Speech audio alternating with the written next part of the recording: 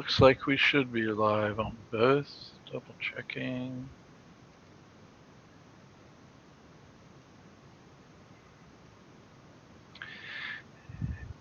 And we are live and on the air.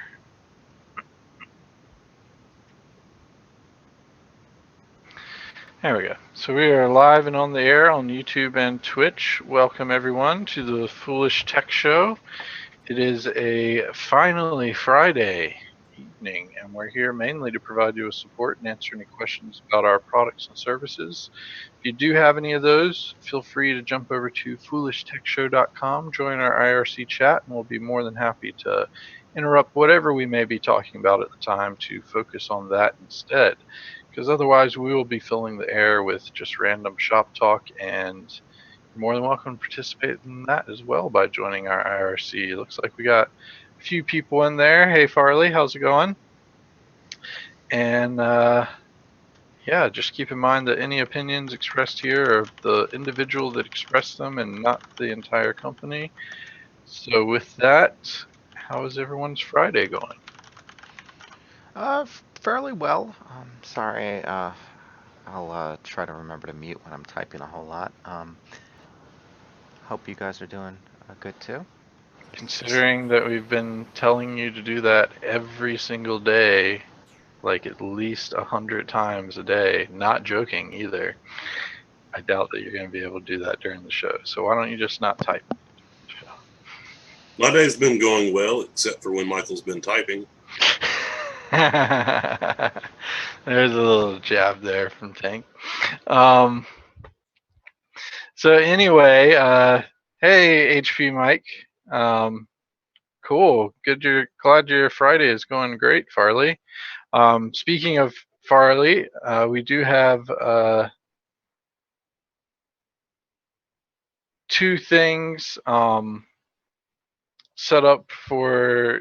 We have two of the issues that you were having worked out in the build that we're working on. We're actually in the testing phases for it. Um, I did take out the date stamp on the test/silent, and I believe I fixed an issue where you were having with that verification failing on that registration on that system. So we should have both of those fixed and going in the update. Plus, we have a couple other fixes and minor changes in there as well. Hey, Eric, how's it going?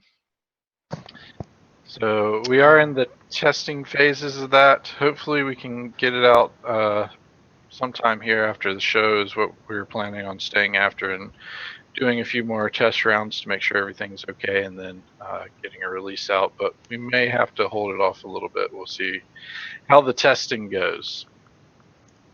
Otherwise, did anyone have anything they wanted to start off with, or just want me to take it away? Is that a question or a statement? I really didn't have anything specific to talk about.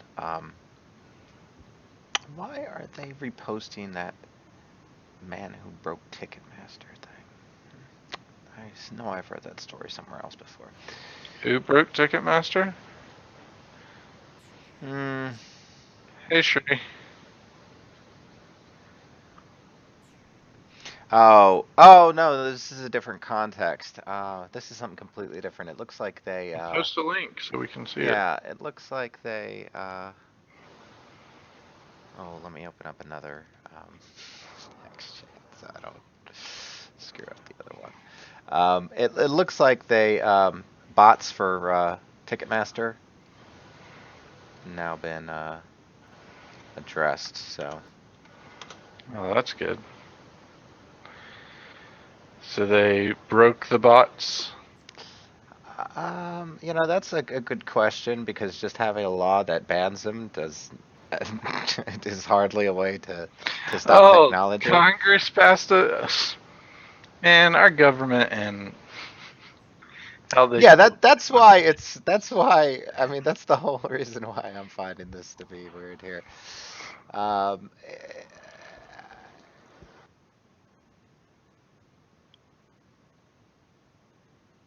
oh, It's like that California law banning ransomware. How many Russians have you arrested, or how many foreign people outside of? How many Californias have you arrested for releasing ransomware? Actually, California, I ask you directly.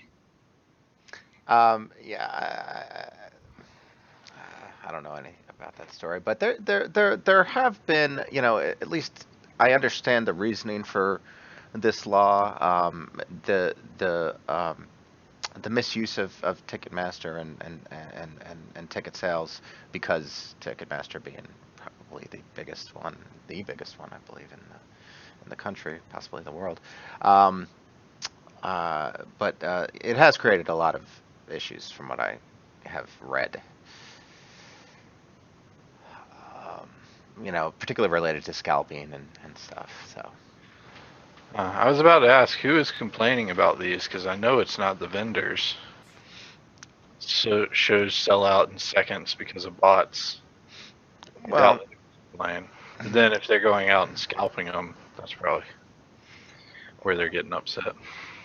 yeah, I mean, but it's understandable, and I guess in uh, the case that there is a physical person tie in the case of scalpers, and then the investigation into the scalper. So this could actually effectively be used in a real life scenario versus the extreme unlikelihood in the scenario against the ransomware and the California law that you're referring to. So I guess that's kind of, maybe on further inspection, maybe it's a good idea.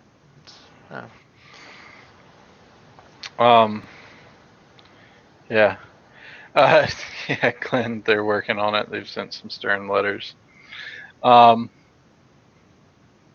sure they have. But yeah, that I guess we'll see how it turns out. I still think it's another government doesn't know how to use technology, unless it's in this type of situation, which this was kind of my leading most interesting thing I've found recently, is apparently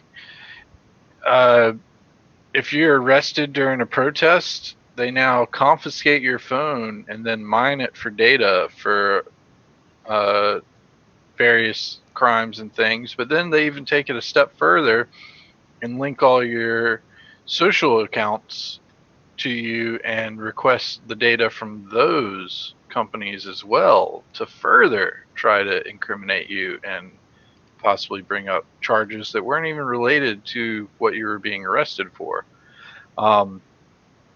This kind of is interesting, especially since, like they mentioned in this article, the worrying thing for them is the fact that some news reporters were arrested, and also people that weren't involved in the protest at all got swept up in the arrests and stuff at the inauguration protest. The same thing is happening to the protesters too, and like the Dakota Access Pipeline protesters and any other protester that's out there.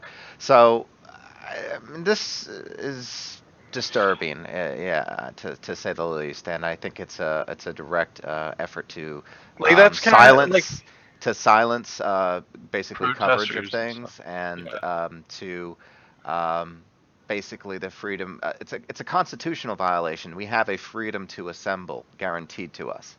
Well, that's not what they're fighting specifically. No, they're not. But effectively, what it's gonna end up causing issues. Exactly, with that. Exactly. But what I see as being an issue mainly is this is like if you got pulled over for a speeding ticket and then they arrested you for having stolen something 12 years ago. That's like the capabilities they have there. So like if they pulled you over for a speeding ticket and then you ended up in the back of the cop car going to jail for something you did 10, 15 years ago, that's a possibility. Well, now. There's always statutes of limitations, and if you did actually commit the crime, I don't think anybody's going to effectively argue that that's a problem, that you were stopped, or you were finally caught. And they would probably praise the technology to make that happen. I don't know if that's the best analogy, but I would say it's. But it's something that hasn't been able to been done before. Like if you got stopped for a speeding ticket before, you would just get the ticket and roll on. wouldn't matter what other stuff you might have been doing before or after. But the question is it, what is the type of oversight? And since this is on your social media accounts and things like that, is it, um, you know, so they'll be able to capture a certain maybe leaning that you might have one way or the other, and that may affect the way that they treat you. You know what I'm saying? If that makes any sense, if you're because you could be potentially, you're not an open book when you get pulled over for a speeding ticket. The cop doesn't know what you believe in one way or the other, so he really has Well, no reason to form any sort of bias or opinion other if they than what think you you look were like visually. no, if they think you were texting while you were speeding, they ask for your phone and just start going through it. Yeah, You're not like required to stay within a certain amount of time or only look at specific things. So if they find anything on there while they're doing that, then you're set and done for on that. And like I I believe it understand. crosses the line with the authority that is given to police officers, general police officers. They're not investigators, or not normally be, and That's they're what I'm also saying. They not don't have. lawyers. They're not there. They're there to enforce, but not interpret the law and other things. So. It might fall outside. You might argue that this is information that doesn't isn't involved in their work, but in the case of what you're saying, it is specifically they're finding an offense. It's like So being no, able like to. I'm saying, all right. So just take this situation where you haven't actually done anything wrong, but they pull you over for speeding. They ask to see your phone to make sure you weren't texting while you were speeding. You hand them the phone, and then they end up in your gallery and see like a Halloween picture where you fake killed somebody and took a picture of it. Now they don't know that it's a Halloween photo, so they That's arrest an you for interesting possibly case. killing somebody. That's an And now interesting you end up case. having to go to jail and deal with all that and trying to prove that this was just a Halloween photo. Uh, yeah. That's the But kind of like connection I'm but talking you could about. have a Halloween photo, sitting in your seat, and the same thing, I It's the suppose, same could happen. thing, But yeah, but I'm just saying that is the kind, like, it's unlikely that you would just have a photo like that sitting in your seat. But now that we have this type of technology like in our pocket all the time, it's like just a big so trail I'm of. envisioning self-destruct buttons for cell phones for And I was wondering that same thing. Do they turn off the phones when they confiscate them? no, no, Because they would if specifically. In fact, there's documented instances of them specifically keeping devices on. I know, but if that's the case, then if someone like immediately goes to the iTunes or the Google thing and erases their phone, do they stop that somehow? Or I mean, Well, it can be stopped. There's some cases. I know I didn't think that this regular law enforcement would do in this, but that literally they do have like little portable Faraday cages that they can put phones in that would prevent them from communicating with any external source, even I mean, that would effectively block anything like that. yeah. So, yeah, but whether or not they do that in practice, I don't So I know. mean, there's like a lot of things that this article kind of brings up and thoughts and things to think about, but like that's kind of where I'm wondering with it is like where like does this cross a line and like now are you so I mean the person in this article was even talking about how they have to take a burner phone to protest and stuff like that just to be able to keep their sources confidential and such, because if a news reporter gets arrested and they've been talking with a confidential source about something completely entirely different, then their source could be compromised. And there's like laws and protections for being allowed to keep your source confidential for news stuff. But that wouldn't apply in that situation if they confiscated it for that reason and searched through it for that other for the protest reason, and then came across that information. I don't know, man. I guess this is something that's going to be argued, I'm sure. There's going to be precedent set. It'll, it may, as I implied earlier, I think it has constitutional implications. So we may see it go all the way to the top, as seemingly are so many other cases these days in this country. But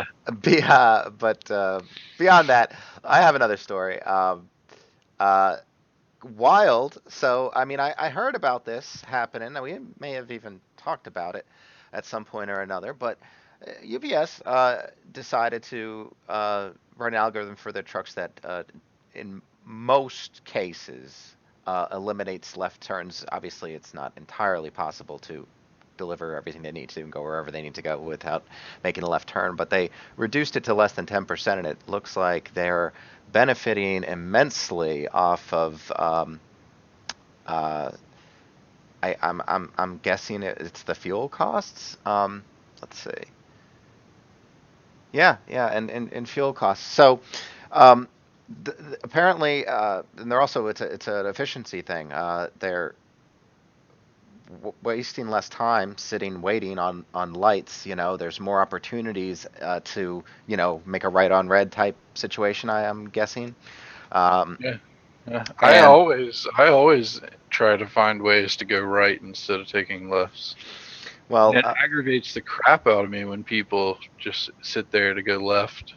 so Like, you're not weird anymore for thinking along those lines. It's been proven by a huge yeah, corporation that it's definitely beneficial in Johnny, every way. like, we go to a fast food restaurant, and there's a couple different ways to get there, but all of them but one result in you having to make left-hand turns, either across major lanes of traffic or at lights and stuff like that.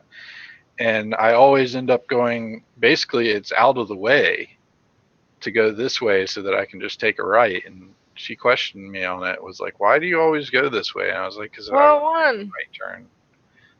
To go to Bojangles, Oh. like every other way that you would go, you would have to take a left turn. And although those ways are shorter, I just don't like making left turns in general. Like, that's probably the most dangerous things you can do in the car is take left turns. Um, so I prefer taking right turns, and I'll go a mile or two out of the way just so I can take a right turn and then a right turn to get into Bojangles instead of making left turns. And Glenn points out something interesting for our previous talk there. He was interrogated for possible criminal terrorist activity while on a photographic shoot. Seems his tripod was perceived by a member of the public as a machine gun. Had his phone examined as well as a full search, and this is nice and not so nasty Australia. The cop got annoyed because he started laughing. Man, so like did you still have your tripod and camera up and be like, "Sir, really? They thought this was a machine gun?" And what am I shooting out here in the middle of the desert in the precepts of a storm? Um, yeah, I probably would have started laughing That's too. always the problem with, and this has come up in our country too about people reporting crimes, and obviously you have to do that. I mean, if somebody Yeah, sees something on the street and you want them to report it or whatever, the problem is you can never guarantee the accuracy of that. And there's been plenty of cases of abuse where people have seen children with toy guns, and they've said, oh, there's a crazy maniac wielding a gun, and problems ensue when that happens. There's been other cases of just completely false reports, and false reports, that's a crime too. So there's laws in place to help that. But the point is, you can't typically charge somebody or take any action against them for just kind of being stupid. And so somebody might have something against you, but and could call you in when they shouldn't, or they could legitimately have thought that you did have a machine gun. This fear, the society we have today that seems to be fear mongering, seems to generate more fear than any sort of anything else, including action. So you're just afraid, and we're not doing anything about it. Anyway, It is that interesting creates a that climate of distrust and of skepticism of anyone, and somebody doing something completely normal, like the case of Glenn here, is going to be potentially investigated for terrorist activities. And that's when we start. That's the problem when you start to cross this line, because now you have individuals' rights being potentially compromised on a regular basis, and you think you're stopping something, or preventing something, or improving the security of things, but how many lawful citizens do you detain before you start, you know you see where I'm well, going? it's interesting that he had his phone searched as well for this thing. Like, I mean, I would have been like, I can understand the full regular search, like pat down. Obviously, I would hope they didn't do a full cavity search on you there, Glenn. But um, I could understand the full pat down and checking over your stuff to make sure that you don't have a machine gun. But past that, I don't see why they would have to examine your phone. Like, if I was in that situation and a cop came up and said, whatever he said, and and I asked them what it's about, and they said that they had reports of a person carrying a machine gun, I would have said, well, I mean, you can pat me down, make sure I don't have anything bad on me, and then you can look at the stuff I have and see that none of it's machine gun. But I don't see where they would have gone to the phone for that. Like, oh, someone saw me, so I quickly texted, hey, can you come pick up this machine gun from me? Like, I mean, how does that phone relate to the Yeah, situation he was in? yeah. That might fall under the category of improper search, seizure in this. I don't know. I don't know if Australia doesn't necessarily have exactly equal laws as Our we have, and constitution. Okay. they're also But I mean, if you extremely. if he asked to look at your phone and then you hand it over to him, then that would still be legal. It's that you're essentially giving him permission at that point. But I mean, I would have been like, no, why do you need to see my phone? Um, Yeah, well, but they're also experiencing a phase of neo-nationalism, like a lot of, like we are to some extent, and that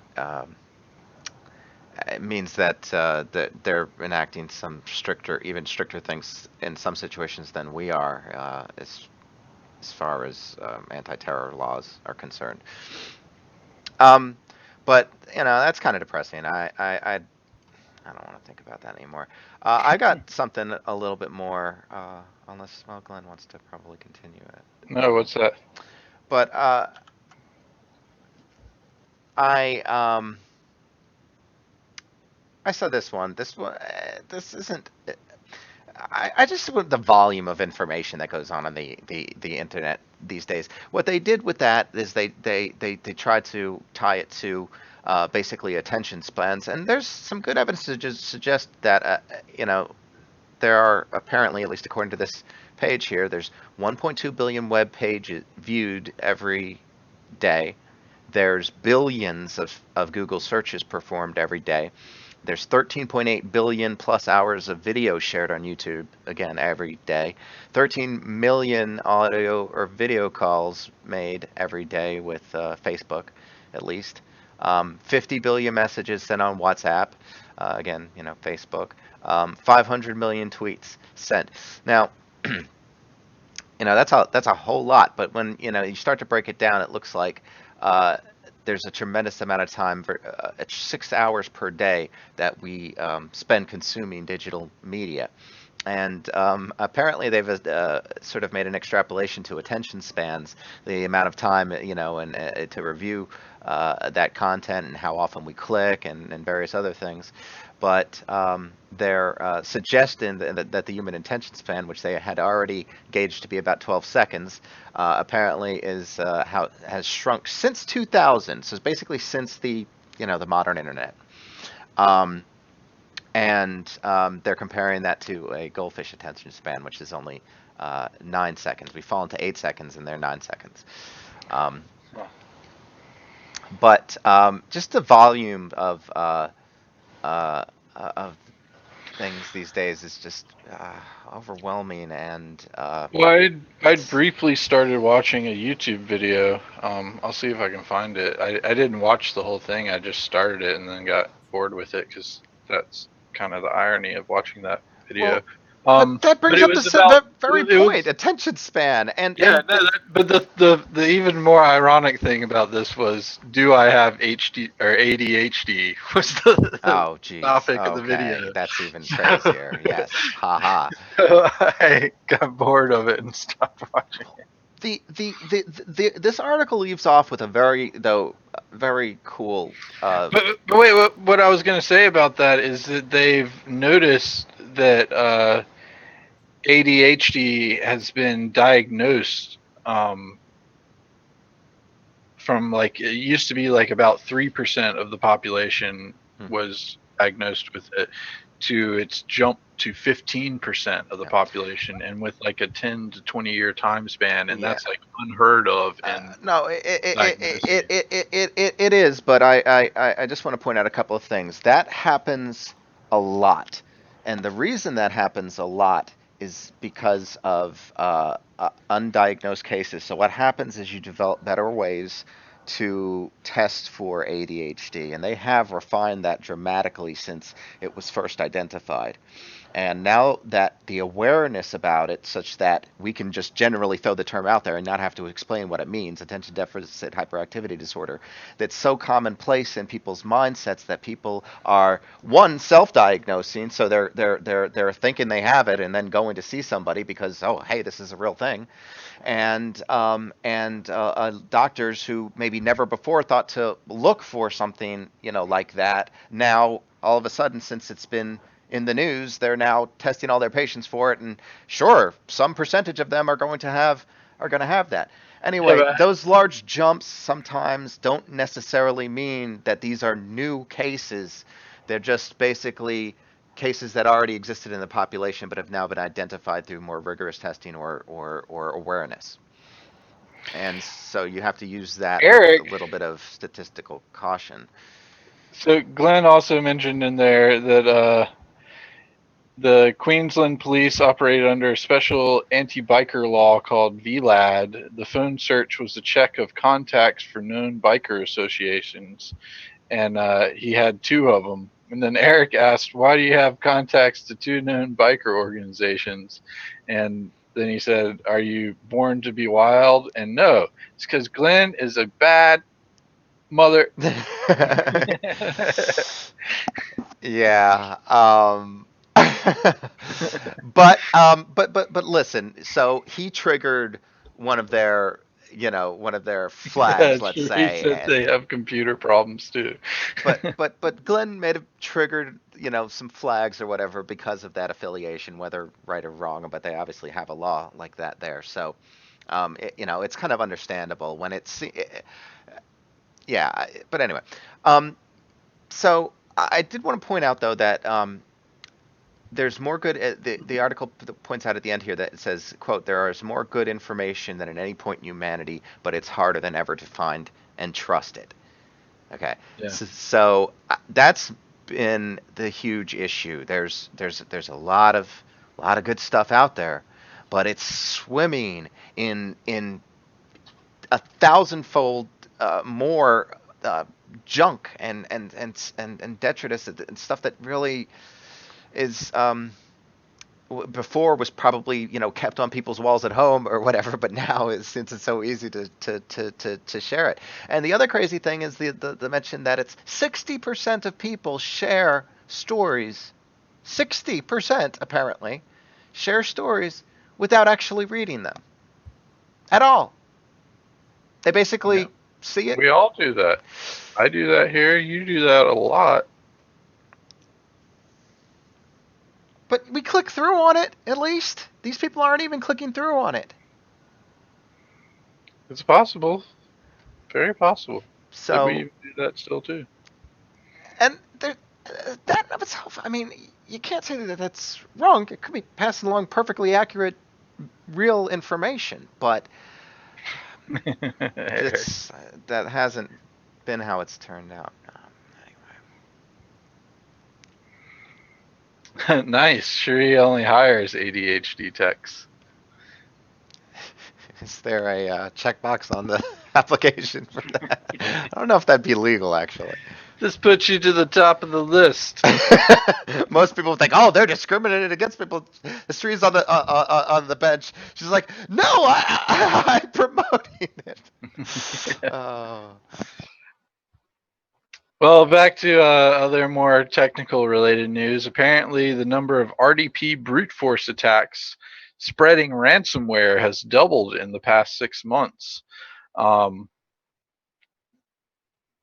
If you're using RDP, make sure you have extremely strong credentials, and B, you shouldn't be using open RDP ports. So you shouldn't be connecting directly to RDP directly through a port. Definitely not the standard 3389 port, but you should have something else on top of that. Most common would be SSH tunneling. That's how I access my remote desktop. Is I SSH tunnel and then remote desktop in through that tunnel. But yeah, having weak credentials and then having RDP open up to the internet is just insane. Insane.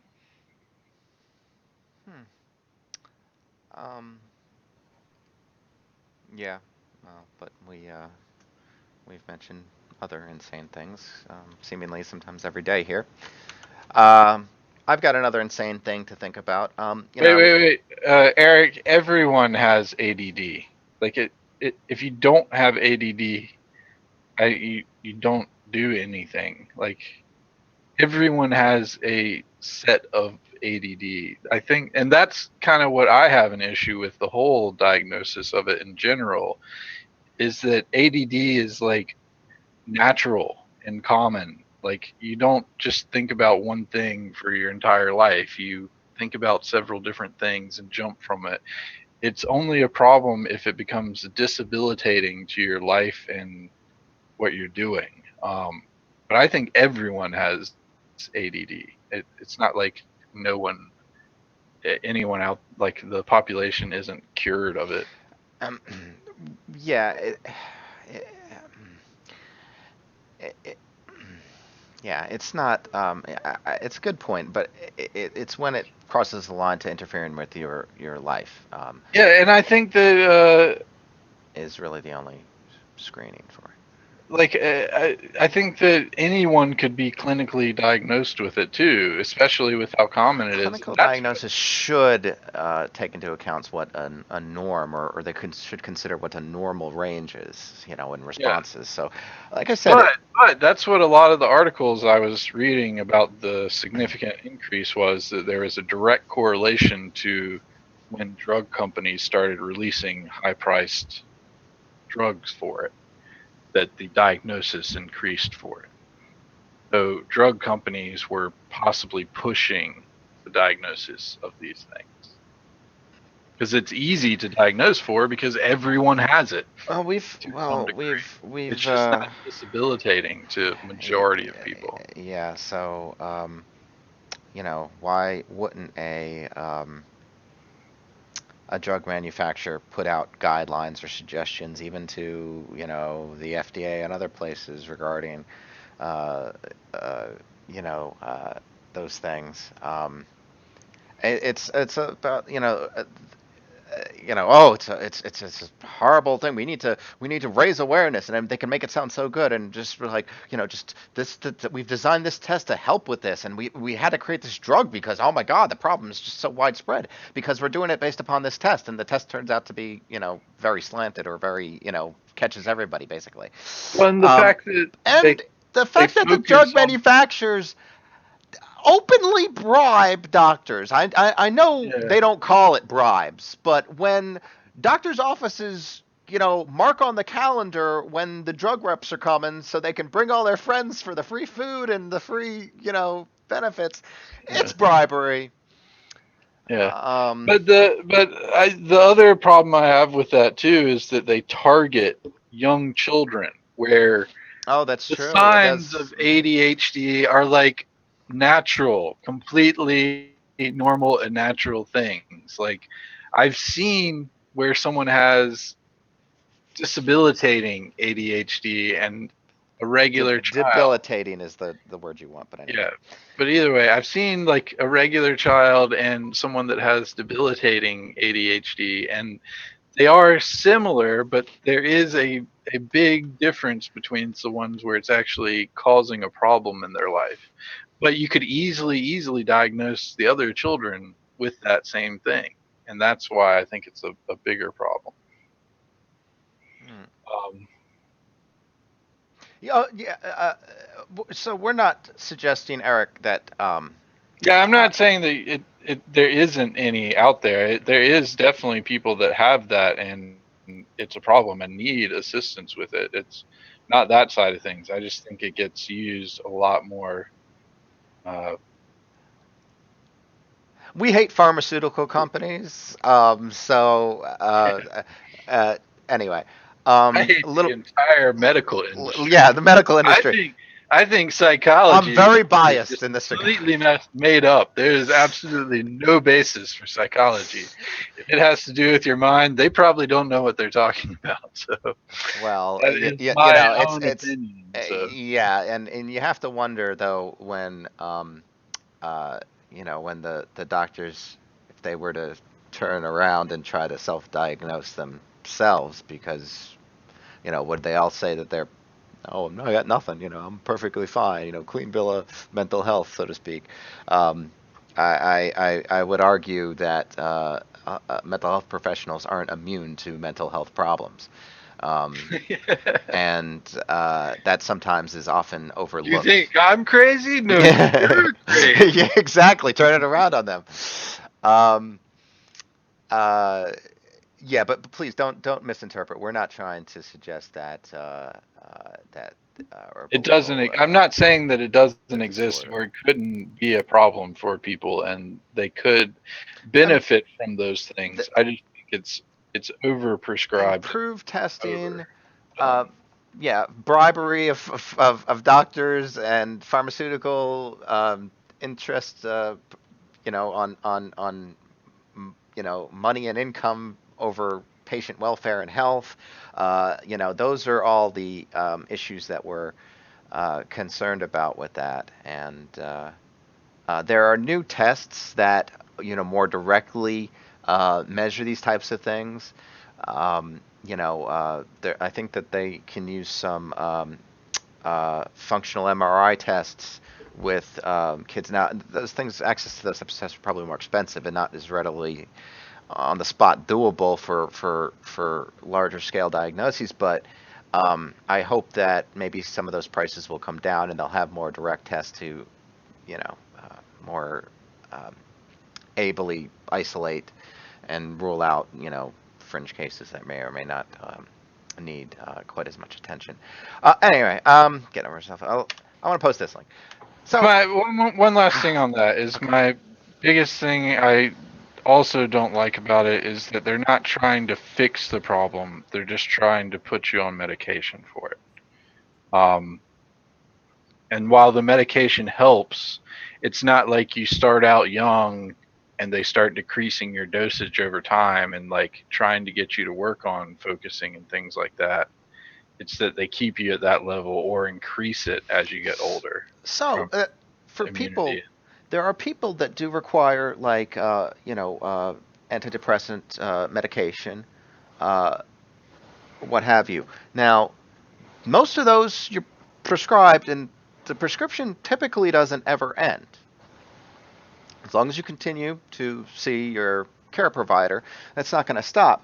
But from what I've understood and what I understand, and also from some direct experience with certain individuals, um, you can maybe need assistance at a period of time that's bad in your life, for instance, and not otherwise need it, or develop ways of dealing with it that don't involve medication, unrelated. So you are able to not take it, but most doctors won't do that. Won't tell the patient, well, I think we can take you off that. I think you can get off that. You've done really well. You don't look like you need it anymore. Maybe you should get off of it. Where are the doctors that are telling you that? It doesn't seem to be the case. So I always ask whenever I'm presented with a medication that's indefinite. I'm always asking questions about whether or not it's a forever thing, and and you Yeah. should more closely grill. Doctors are oftentimes distracted, I guess, with everything, and insurance included. They're just as distracted by it as sometimes you are as a patient.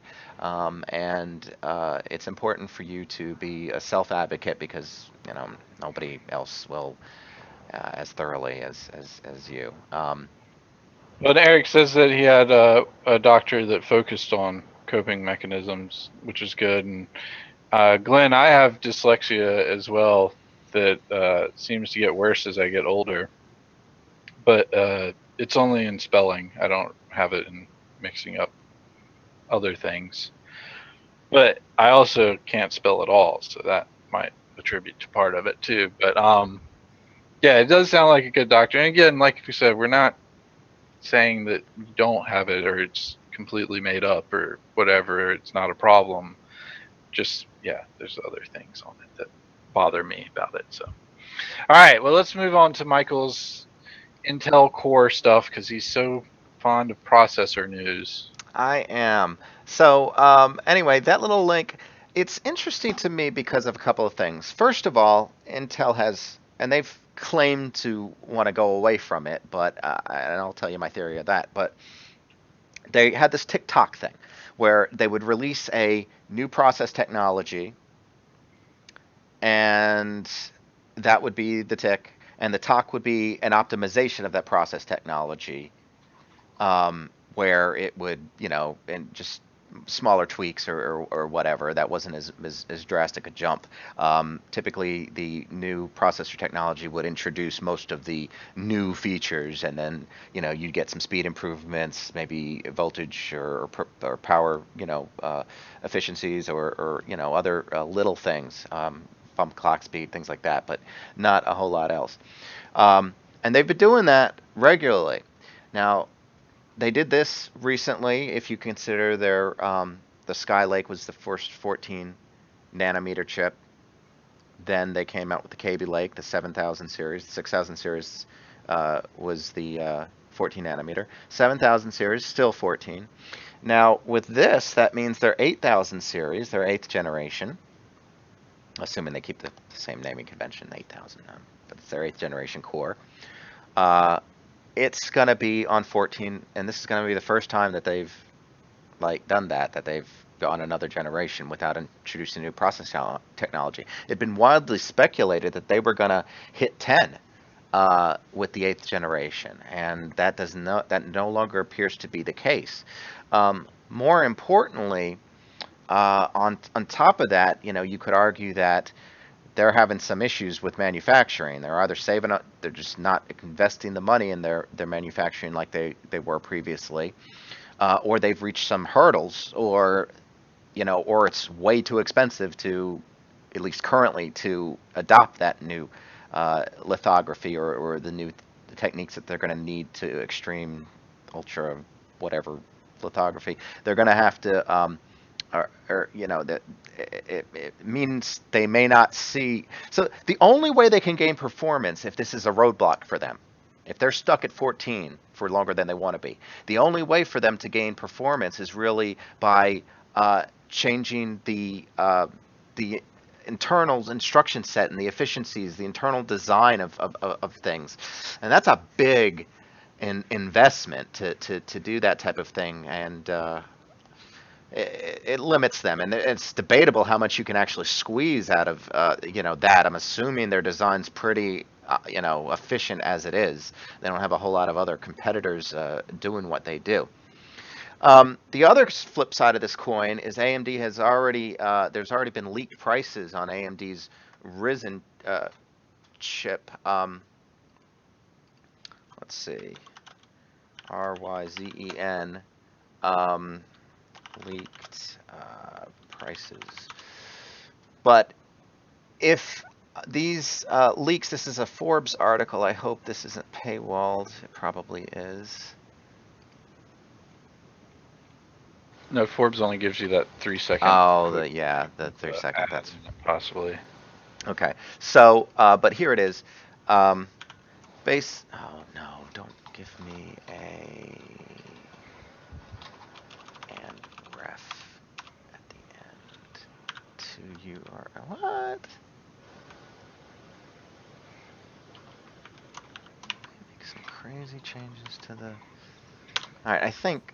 Check that link. I think that works.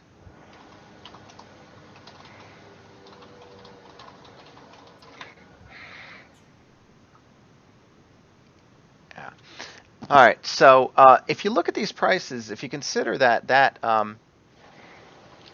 $490 chip, actually, if you consider there's a $317 chip in this list, and it's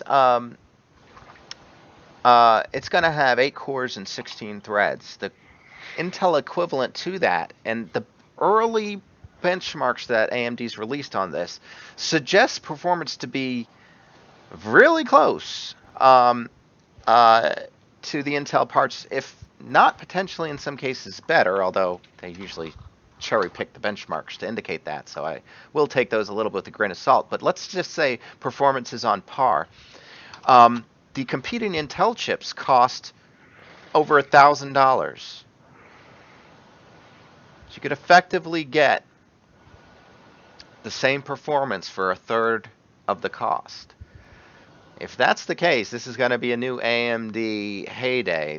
Everybody's going to be jumping head over heels for this. And then based on that earlier news, if Intel's having some problems moving beyond 14 nanometers, this could give them the perfect opportunity or create the perfect storm for AMD to make a huge comeback in the high end market. Anywho, I'm fascinated by improvements, and I'm fascinated by competition in the microprocessor arena, and Intel's been at the top for a little bit too long and have been a little bit short on innovating recently. The performance improvements seen from Skylake to Kaby Lake has been smaller typically than most other TikTok scenarios, and they're starting to not deliver where they used to deliver without question. I'd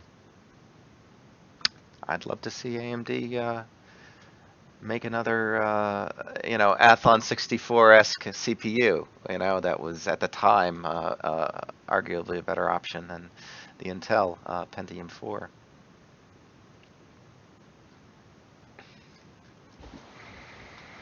Yeah. Sorry, I wasn't listening to anything. I was talking in the chat.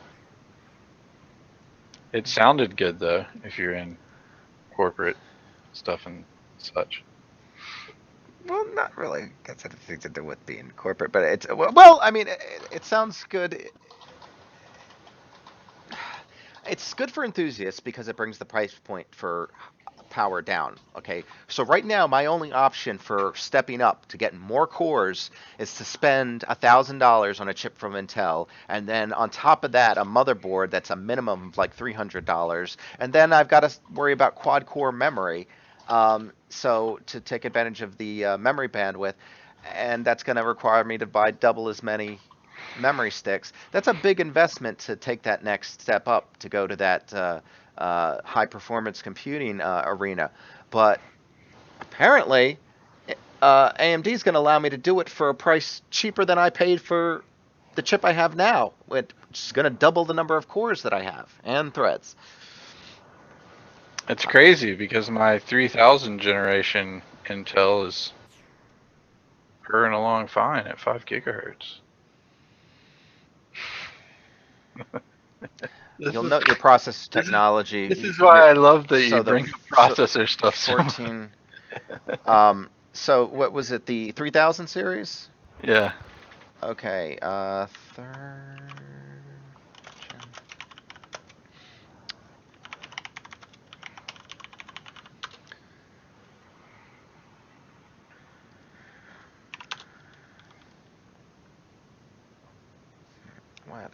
What is the 37? Was it 3700K? Was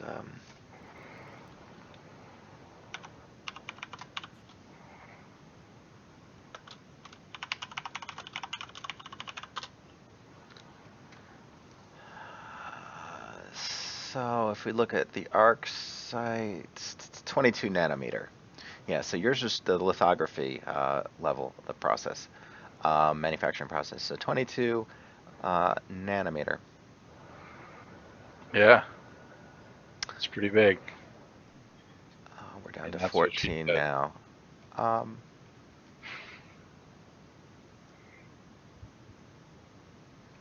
did they have in between? Did they have anything in between? Did they have an 18?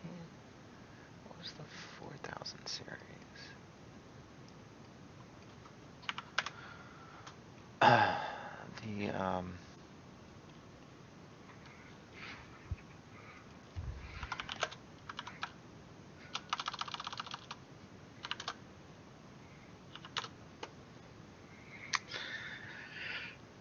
They were still, yeah. Yeah. So yours was the tick. The 4000 generation was the talk. So your generation introduced 22 nanometer, and then the fourth tweaked it.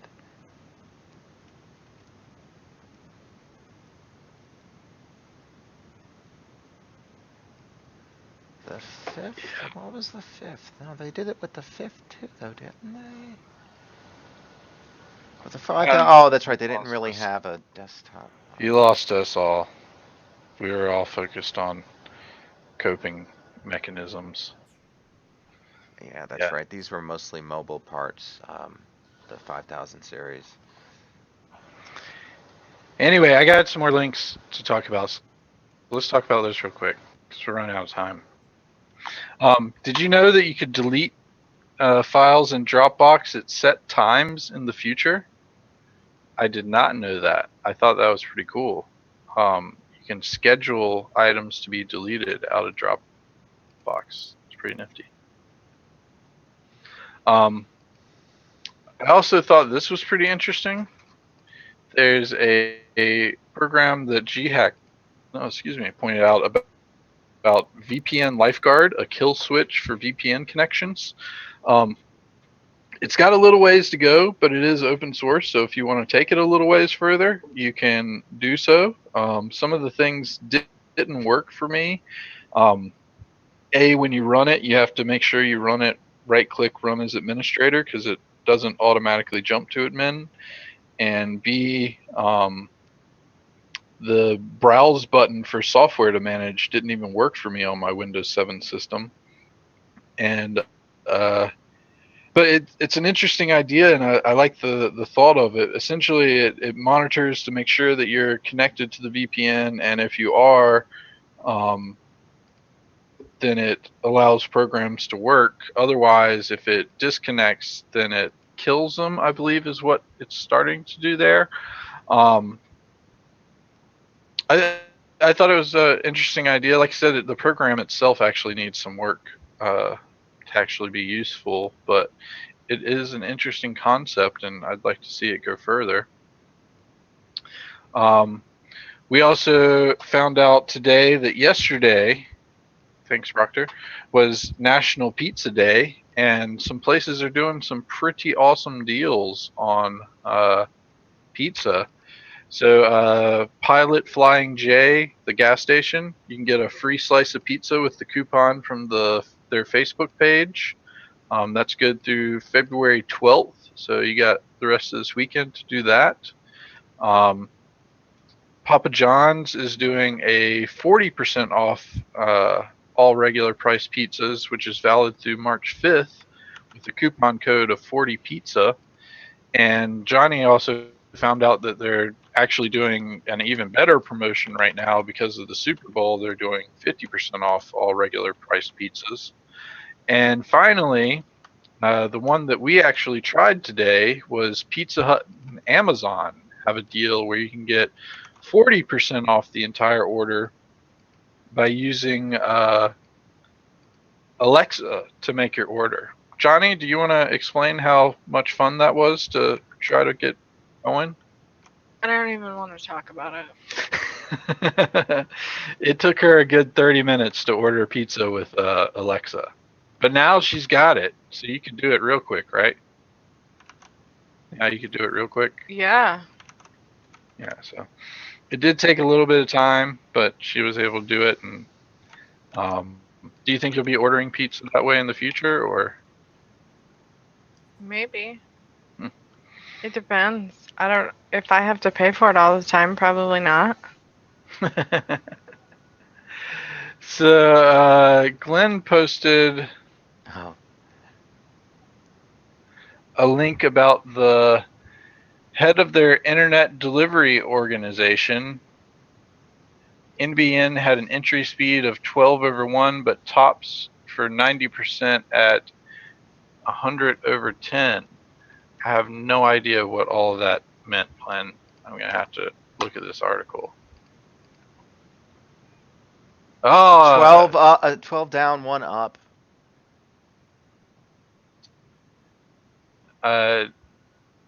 uBlock does not like that tagnews.com thing. What's this? Yeah, they got something on their site that uBlock does not like. I'm going to just temporarily disable it. tags.news.com.au. Yeah, I can't get to that. But it's it's not uBlock. I don't have uBlock. This is no, I have uBlock, and uBlock blocked it, so Pi-hole must be blocking this. I don't know. But it also is a paywall article. It says I've reached a premium article. To read this article, subscribe today and get unrestricted access on all of our devices for the courier mail. That's a weird for news. Okay. While he finds a better link, apparently Arby's had a data breach and it possibly compromised. How many was it? Like this happened before. This is just I think this is after they 350,000 credit cards. Yeah, possibly. I think this is after they just did the analysis of what happened. Basically, this is like their concluding report, wasn't it? I don't think this happened actually. This happened a while ago, but. Needless to say, it looks like it was I want to point out, though, that there was initial concern that this was affecting the Arby's franchises. And so if you had just walked into a franchise, purchased a whatever, and walked out, people were concerned that would be enough. Their card would then be compromised and they'd need credit monitoring or they'd have to take steps or whatever. Turns out this is just, I think, on their corporate network. But that begs the question of why their corporate network has that many credit card numbers. So it didn't all quite jive for me, unless. Yeah, that is kind of strange. I don't know. But Glenn, I think they used a Pokemon picture for their picture in that. But besides the point, what Glenn was trying to say is apparently their head of internet stuff said that even if Australians had access to fast internet, they wouldn't use it. It is viewable, thank you. But that's not the complete main concern there, is it, Glenn? It's the underwater connections also play a big part in your internet speeds over there, as we've seen. Like I have friend Christofari that we talk online a whole lot and see various issues of going across the big pond of the Pacific. So it could possibly be correct that even if you got fast internet at home, you might not still use it because you couldn't really be getting fast internet across the world, so you'd be kind of limited to Australia. Yeah, Australia also has a fairly low year-over-year change, it looks like, in internet speed. But yeah, I mean, a lot of it does stem from the cabling. I mean, there's lots of ways to get internet to an island, but none of them are fast except for direct cabling. So, and unfortunately, direct cabling for that distance is tremendous. But it's kind of crazy. So, like, but I guess Hawaii. But does Hawaii have better internet access than? Yeah, they do, don't they? The comments on that article are funny.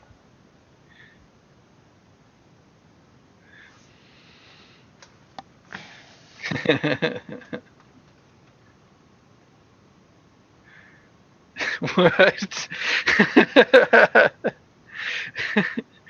So on that article that he posted there, Glenn, there's comments in there like this one says, "I heard you're a good sex steward. Is this true?"